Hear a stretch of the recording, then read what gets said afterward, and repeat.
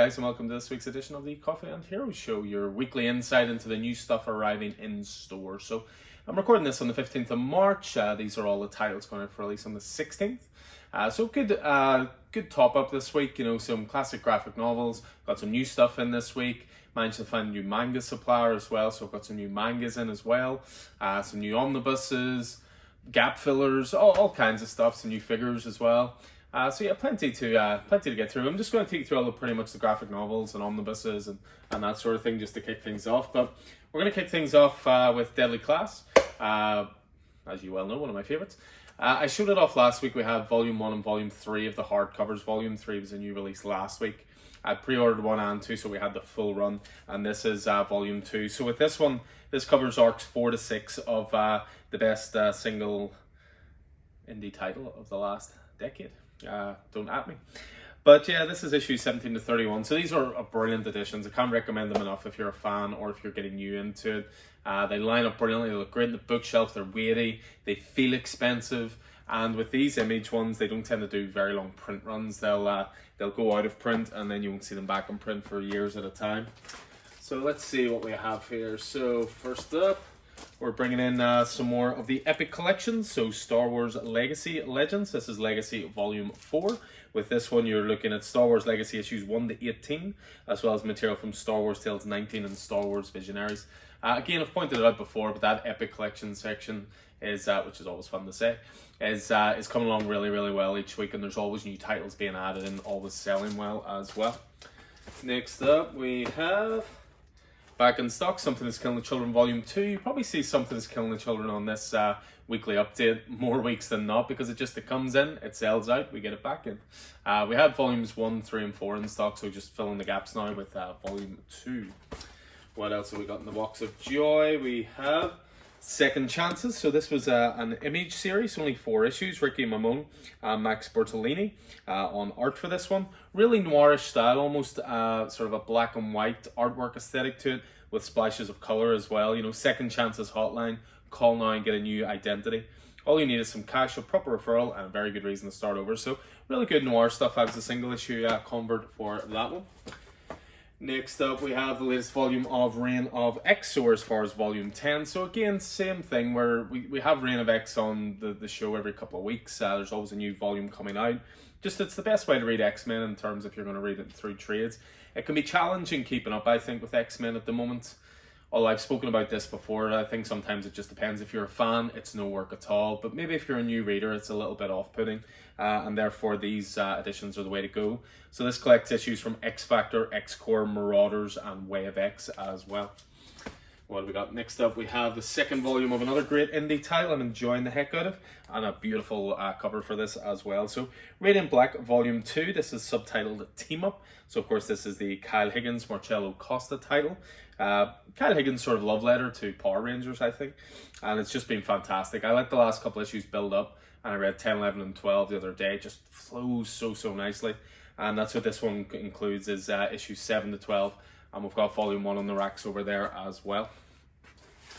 Next up, we have Once and Future. So we're hitting Volume 4 of this, which is called Monarchies in the UK, or a little play on Madness in the UK, or Anarchy in the UK. So yeah, we're up to Volume 4 of this. So I believe this is issues 19 to 24. So 4th story arc. They're always 6-issue story arcs with Once and Future. I believe the next story arc is going to be the last one, Volume 5. It's going to take the series up to 30 issues. And again, one of the best things around, I think. What do we got next? So a nice hardcover for you next. So we're getting back in stock the master editions of Lock and Key. So there's 3 master editions in total, comprises the entire saga of Lock and Key. So much better for me anyway in book form than in TV form. I struggled a little bit with the TV adaptation, but this is much more adult, much more fantastical, embraces the horror elements a lot more.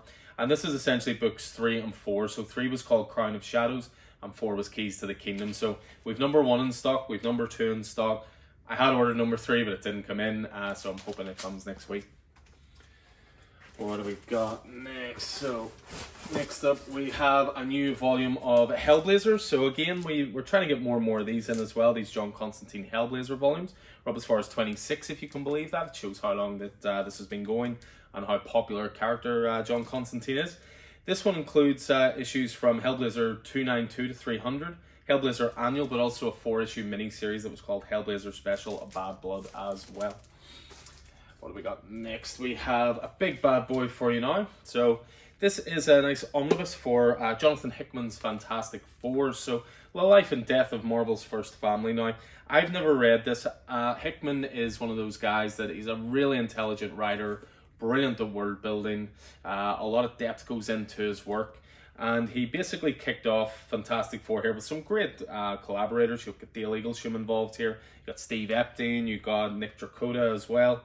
And this covers Dark Reign, Fantastic Four 1-5, Fantastic Four 570 to 588, FF 1-5, and material from the Dark Reign, the Cabal one-shot as well. So nice big thick omnibus. It is volume 1, so if you want to get into the Hickman Fantastic Four, this is the place very much to start.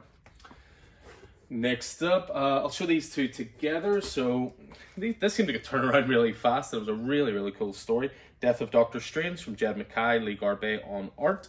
And as well as the main series coming out, that was your 5 issues. You've also got the Death of Doctor Strange companion. So these are the tie-in issues. If you want the whole story, then you'll need both volumes. So this one had Death of Doctor Strange Avengers, Spider-Man, White Fox, Blade, X-Men, Black Knight, and Bloodstone.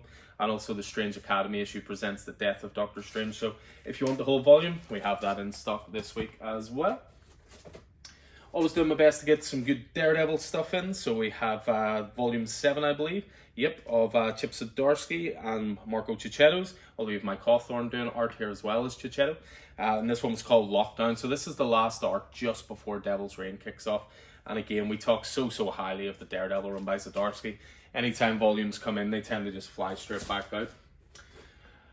Very timely one for this, Batman Arkham Penguin. So this is collecting together some of the villain's greatest stories, if you will. So, you know, this includes work from creators such as Bill Finger, Alan Grant, John Ostrander, Doug Moench, Paul Dini, Jason Aaron. Jason Aaron, that's interesting. I didn't know Jason Aaron had written anything for DC, but there you go.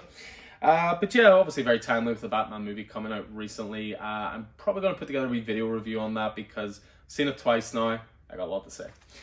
So yeah, Batman Arkham Penguin. Speaking of Batman, we have the final volume of the James Tynion run in the glorious hardcover. These collections are so well put together. Each one has a different coloured spine, but the Batman font is the same size, picture's the same size, story arc's the same size, DC logo is the same. It's a masterclass in design, which is not always what you associate with DC. But yeah, this was Tynion's final story arc before he stepped off the title. Joshua Williamson took over, and then of course Chip Zdarsky's taken over in the future. So this was Batman issues 112 to 117, and that is Fear State. Jorge Jimenez on art, of course. A big one for me this week. This story is fantastic, but it is very adult, very gruesome, very violent, but very darkly funny as well. It comes mostly from Eric Powell, who is the creator of The Goon. So you'll probably understand his adult sense of humor. But this one's called Big Man Plans. It was a 4-issue mini-series that came out through Albatross Comics a few years back. And it's absolutely brilliant. So bad taste, but so funny. But what's cool about this is they've put it together as a graphic novel, but they've also expanded on it. I believe it contains around 20 extra pages or so. So that has me interested straight away, and that's for sure on my pull list this week. What else we got? Got a few more to finish off with. We got first volume of A Righteous Thirst for Vengeance. This has been a great title so far. Rick Remender, Andre Limo Arillo on art. Mostly silent stuff, this. I mean, there hasn't been a lot of dialogue through this, but it's been some really good storytelling about a hitman with a conscience, trying to stop a job. It's very action-packed. This is clearly based on Wong from Doctor Strange. Don't care what he says. But yeah, really cool volume so far. This is the first 5 issues, and it comes in again at that really nice price point for Image Comics, which is your $10 price point. So £9 for the complete first volume. Speaking of $10 volumes, we also have Out. This is the latest from AWA Upshot. So great label. I talk about them all the time. I recommend their stuff all the time. And this is another one similar to what I was saying with Radiant Black. I've let a few issues pile up, and then actually last night I read issues 2 to 5. This is brilliant. Dark horror. It's to do with Nazis during the war, experimenting, trying to find this monster that'll essentially tip the scales in their favor for World War II. Really dark, really gothic, and some vampiric overtones to that as well. A couple of small volumes just to finish off. Back in stock is the Mighty Marvel Masterworks for Daredevil, Marvel's best character. Don't at me. This is the first 11 issues of Daredevil, and again, I speak all the time about these. Just great editions, full color reprints, and some of the priciest issues in modern comics, all included in the one issue. And this is the direct market cover as well, which is the reproduction of Here Comes Daredevil #1. And then two more to finish off with. We have, first of all, Hawkeye, Teen Spirit. So this is from Kelly Thompson, and this is to do with Kate Bishop Hawkeye, but you've also got America Chavez in here, and Gwenpool as well. So again, aimed at sort of younger readers, which is always good. You know, it's always good to get more and more of this stuff in. Obviously, you've got your smaller size, that's always a giveaway. But yeah, complete storyline. This, I believe it was a collection of West Coast Avengers 5 to 10, and War of the Realms Journey into Mystery 1 to 5. So you're getting plenty of value in there, a good 10 issues. And again, something that's suitable for those younger readers. And then one more to finish off with, which is also a small book, which really annoys me because the art is so gorgeous and it's such a great book, is Wind. We've now got book 2, The Secret of the Wings. So this is the James Tynion IV and Michael Dialnis fantasy tale. Again, I'm a big fan of this. It is aimed at younger readers as well, so I understand the smaller size, but it's also a book for older readers like me, and I want it to be bigger because the art in this is fantastic. The world building is great, it's bright, it's colourful, it's expressive, and highly recommended. We've got volume 1s in stock there as well if you want to get caught up, but this is very much book 2 as well.